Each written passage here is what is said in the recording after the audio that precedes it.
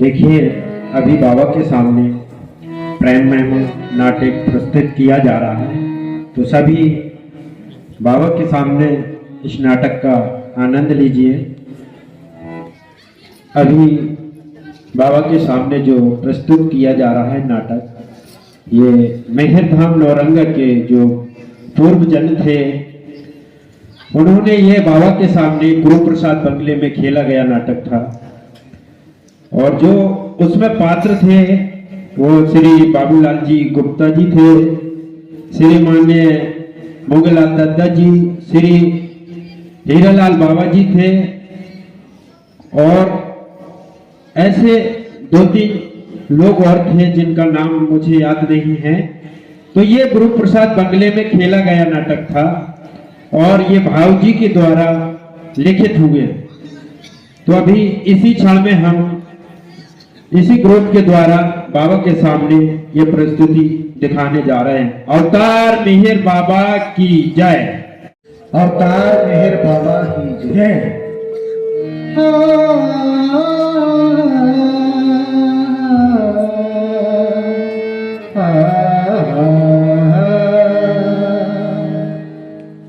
तुम ही हो माता पिता, तुम ही हो माता पिता, तुम ही हो बंधु सखा, तुम ही हो माता पिता, तुम ही हो बंधु सखा, तुम ही हो माता पिता, तुम ही हो बंधु सखा, तुम ही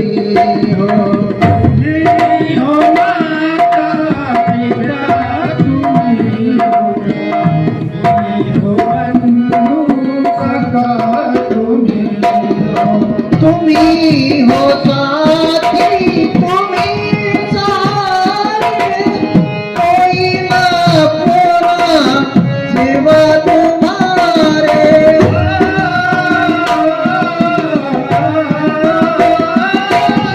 तुम ही हो साथी, तुम ही सारे, कोई ना पूरा सेवा तुम्हारे।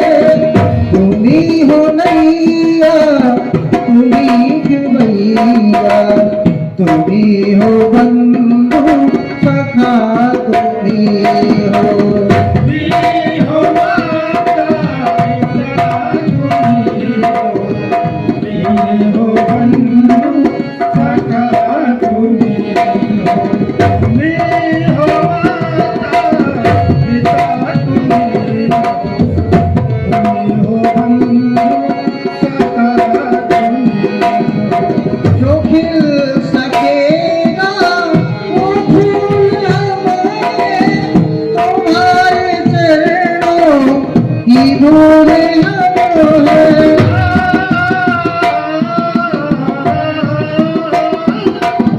जो खिल सकेगा वो फूल हमें, तुम्हारे चरणों की धूल हमें।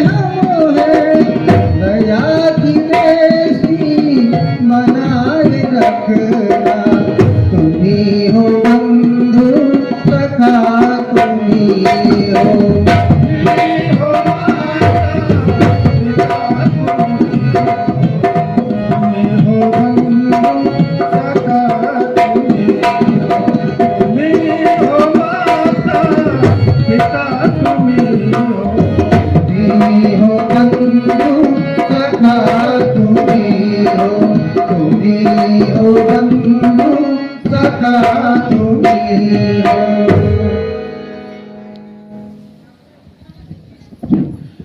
अवतार मेहर बाबा की जय।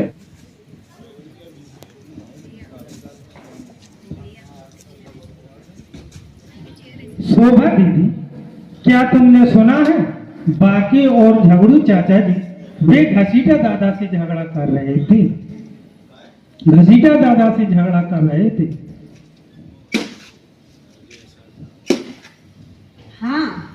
मुझे भी ऐसा ही दिखता है। दीदी, आप सुरेश भैया को क्यों नहीं समझाते? वे बहुत भले आदमी है, आपकी बात जरूर मानेंगे। आपकी नहीं तो चाचा जी की तो अवश्य मानेंगे। उन्हें मैं क्या समझाऊं कासिम? यही कि वे अपने पिताजी को विरोध करने से रोकें। अरे कासिम, पंडित बिहारी अपनी धारणा में दृढ़ हैं। वह किसी का कहना ना मानेंगे। जब उन्हें खुद पता लग जाएगा कि वह गलती कर रहे हैं तो बिना किसी के कहे ही विरोध बंद कर देंगे। लेकिन उनको कब मालूम पड़ेगा? जब बाबा की मर्जी होगी। हाँ दीदी, ये बात तो बराबर है। जरा गौर करो कासिम, एक और तो जब की तैयारी हो रही है और दूसरी ओर विरोध की। यह तो बाबा की ही लीला है। हाँ दीदी, ये भी बराबर है। तुम्हें बराबर के सिवा कुछ और भी आता है कासिम? यह बराबर है और वो भी बराबर है। दीदी, सब बराबर है। इसी बात पर कोई गीत सुनाओ। तो सुनो। सब बराबर है, सब बराबर है। कासिम तो है भोला भाला, जीवन का है ये रंग निराला। महर प्रेम में है मतवाला, मस्त सरासर है। अरे दीदी, ये क्या गाती हो? बराबर है, सरासर है। बाबा का गीत सुनाओ, कुछ मेहर मेहर गाओ। तो तुम्हें बाबा का ही गीत अच्छा लगता है तो सुनो सुनो सुनो। गाते चलो, गाते चलो, गाते चलो, गाते चलो, मेरे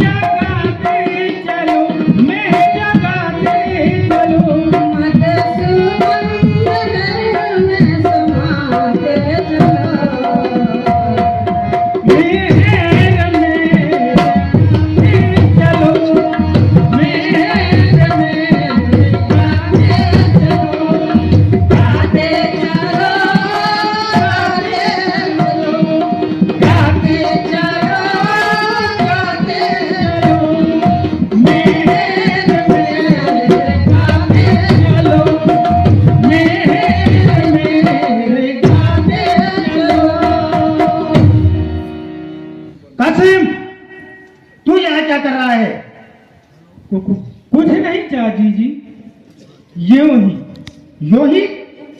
चला जा यहाँ से, आज से मैं तुझे नौकरी से निकालती हूँ। चाची जी, मेरा क्या अपराध है? बहस न कर, अपना रास्ता ले, और फिर कभी यहाँ अपना मुंह न दिखाना। मुझे माफ करो चाची जी, मुझसे क्या अपराध हुआ है? तू सुनता है या नहीं? और ना सुनता हो तो फिर चाची जी, इसे मत निकालो, यह बहुत भोला और ईमानदार है। चुप, तूने कुछ कहा तो तुझे भी निकाल दूंगी। चाची जी, आप नाराज ना हो, मैं जाता हूं। मैंने आपका नमक खाया है। मैंने इतने वर्षों से तुमने जो इतने वर्षों से मुझे अपने पास रखा है, उसकी याद मेरी जिंदगी में हमेशा ताजगी रहेगी। शोभा दीदी, चाची जी को खुश रखना, इनको अपनी मां समझना। अच्छा चाची जी, मैं जाता हूं, तुम खुश रहो।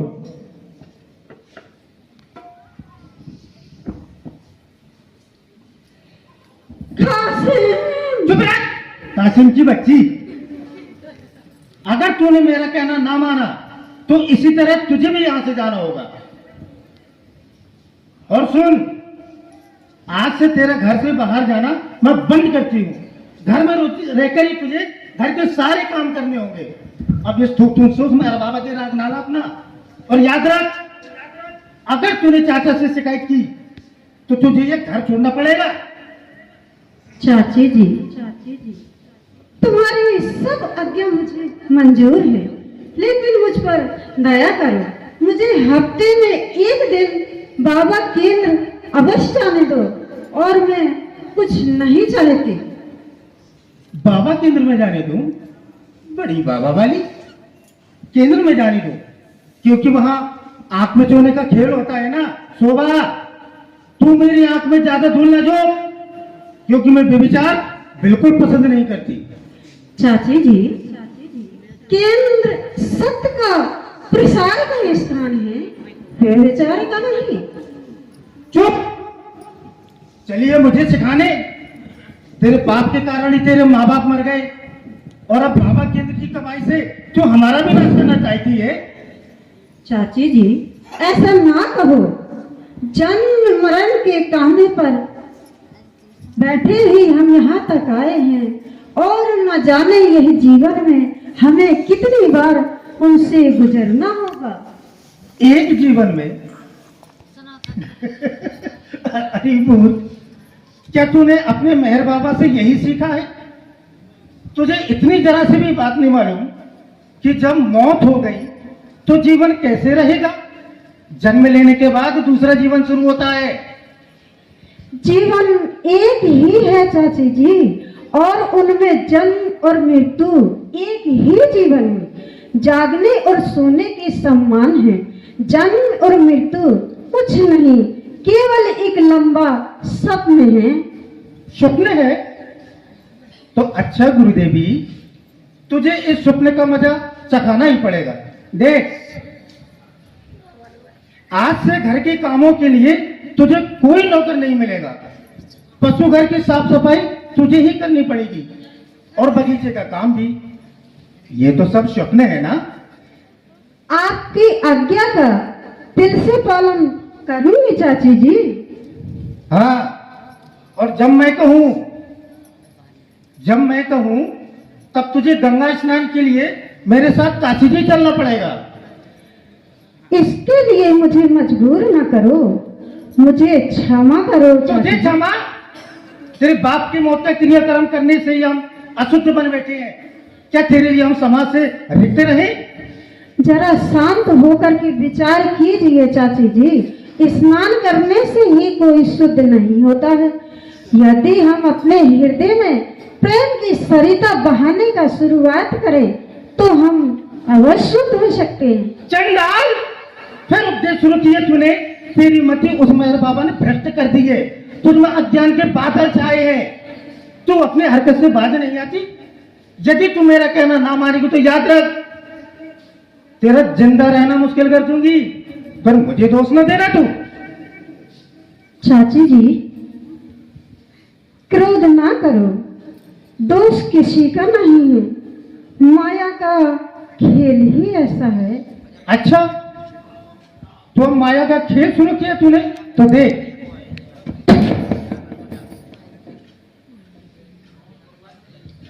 क्यों, कैसा लगा माया का खेल?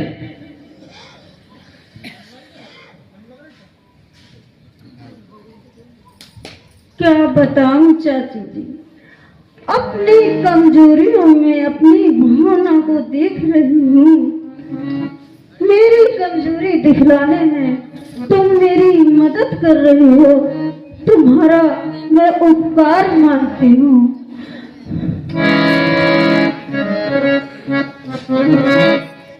ये खाई है सौगंध, ये खाई है सौगंध, ये ठानी है दिल में, ये तन मन तुम्हें पर लुटा के रहूं। खाई है सौगंध, ठानी है दिल में, तन मन तुम्हें पर लुटा के रहूंगी।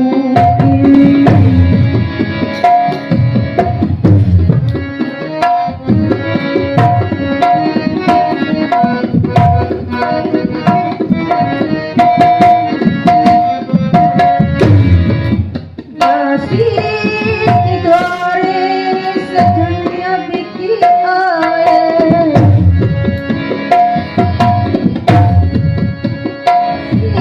के द्वारे सजन अब की आए, वो भैया पकड़ के मना के रही।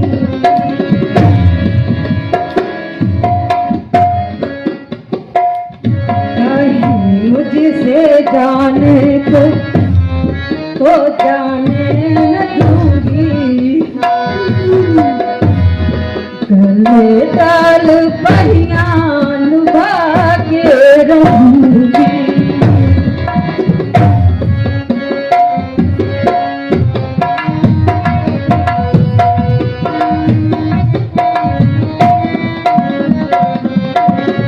ये है सौगंध, खानी है दिल में, ये तन मन तुम्हें पर लुटा के रहूंगी।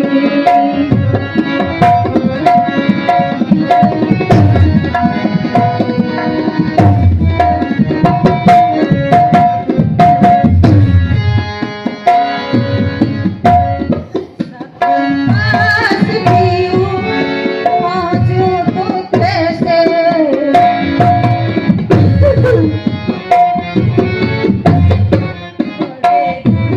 नहीं कटेंगे।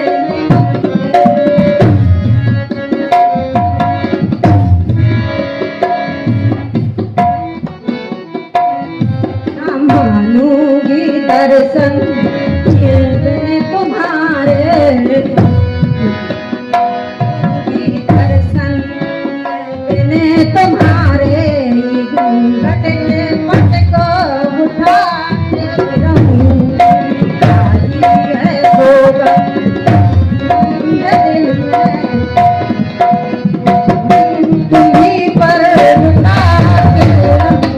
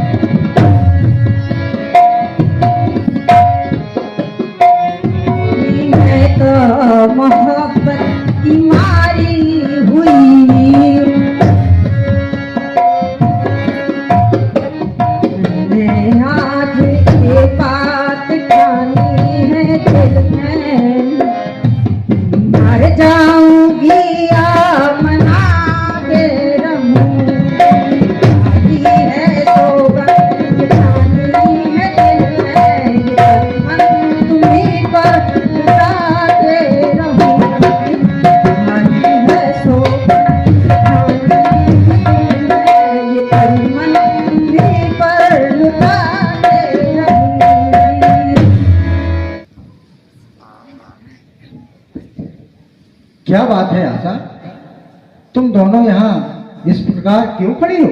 अपनी इस लाडली से पूछो, मुझे जवाब देती है। इस घर में मेरी हालत तो नौकर से भी गई बीती है। आशा, ना जाने तुम्हें क्या हो गया है। शोभा को अपनी बच्ची समझो और उससे प्रेम पूर्वक व्यवहार करो। क्या ये नन्ही बच्ची है जो मैं इसे बच्ची समझूं? बच्चे और बूढ़ों से मतलब नहीं होता है। माता का धर्म अदा करने से मातृ स्थान मिलता है। चाचा जी, ये मेरी कमजोरी है जो मैं चाची जी को अपनी माँ ना बना सके। इसमें मेरा ही दोष है। सुन लिया तुमने? मुझे तो दोष देते थे। हाँ, अच्छी तरह सुन लिया। दूसरों को देशों को देखने की अपेक्षा यदि तुम अपने ही दोषों को देखो तो तुम्हारी भावना बदल सकती है। आशा, तुम्हें अभी शोभा की हृदय का पता नहीं है। तुम उसे व्यर्थ सताती हो।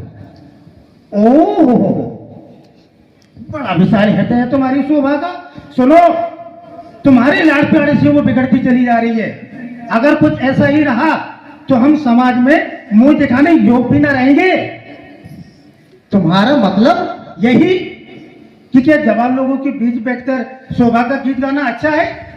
समाज हंस रहा है, लेकिन तुम्हें इसका कोई ख्याल नहीं है।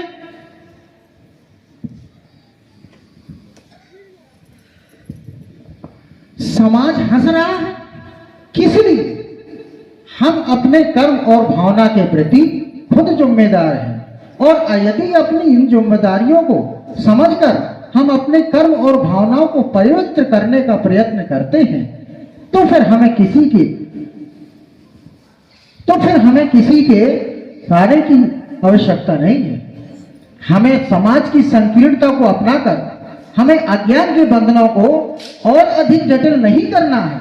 सुनो आशा, शोभा केंद्र अवश्य जाएगी। नहीं चाचा जी, आज से मैं घर के बाहर नहीं जाऊंगी। मेरा घर में रहना ही अच्छा है। शोभा, तुम्हारे अतिरिक्त और कोई भी केंद्र में गीत नहीं गा सकता है, इसलिए तुम्हारा केंद्र में जाना आवश्यक है। चाचा जी, बाबा का कार्य किसी पर निर्भर नहीं होता। वो तो अपना काम स्वयं करते हैं। आशा, मैं तुमसे फिर कहता हूं, समझ में नहीं आता? तुम्हारा पंडित बिहारी के घर आना जाना मुझे बिल्कुल पसंद नहीं है। जिस तरह मेरा पंडित बिहारी के घर जाना तुम्हें पसंद नहीं है, उसी तरह तुम्हारा मेहर बाबा को मानना मुझे पसंद नहीं है। हमें अपने श्वासों के बल पर ही परमात्मा के लिए जीवित रहना उचित है, और यदि हम इसे भूल जाते हैं और अपनी इच्छाओं की काल्पनिक महलों को तैयार करते रहते हैं तो फिर हम जिंदा नहीं, मुर्दा है।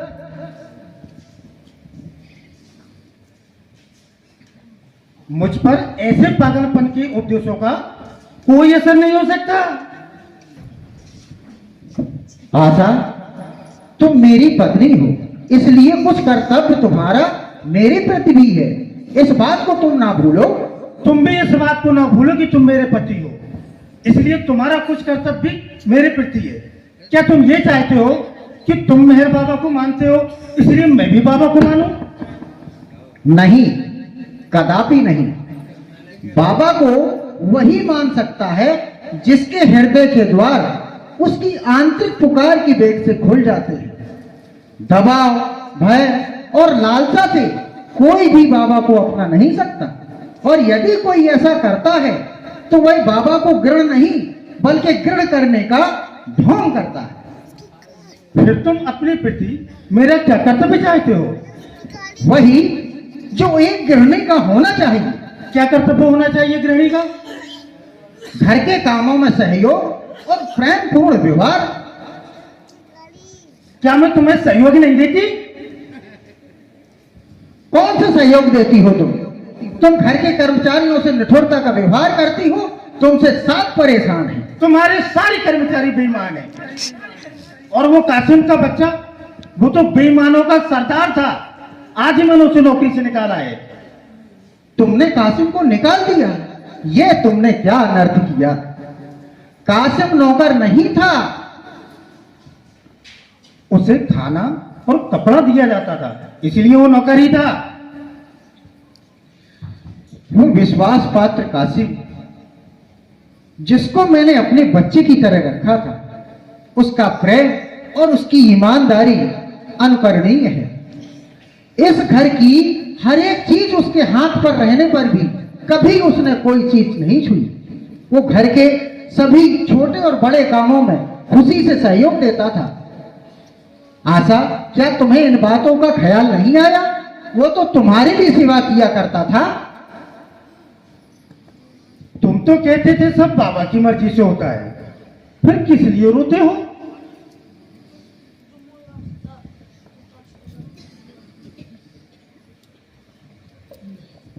ठीक कहती हो तुम। अभी हमने रोने की परिस्थिति में हंसना नहीं सीखा।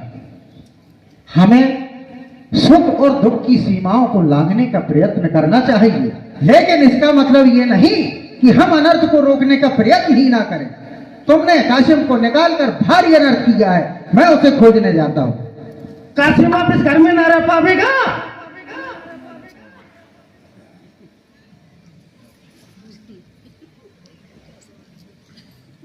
लगता है इनके पीछे शनि का चक्र है। ग्रह शांति की आवश्यकता है।